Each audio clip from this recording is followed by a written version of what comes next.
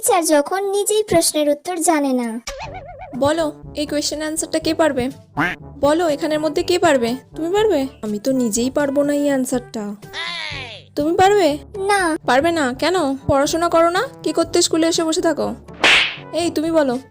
দূর বাবা, কেউ তো একটা উত্তরও বলতে পারছে না, আর কতক্ষণ এইভাবে চালাবো? বেলটাও পড়ছে না যে ক্লাস থেকে বেরিয়ে যাব, ভালো লাগে না। বলো।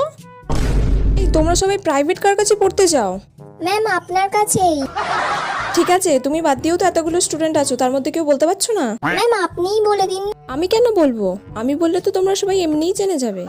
তাহলে তোমরা কি করো বাড়িতে? উফ, কি জ্বালায় পড়লাম রে বাবা, কেউ তো একটা বল। সব গাধা, আমিও গাধা, তার সাথে তোরাও গাধা। বলো। নিজে তো জানি না, যা বললো তাতেই হ্যাঁ বলে দিই। শুনলে কি বললো? তুমি কেন পারলে না? শুনে নাও ভালো করে, কালকে যেন কোয়েশ্চেনটা ধরলে তুমি পারো, ঠিক আছে?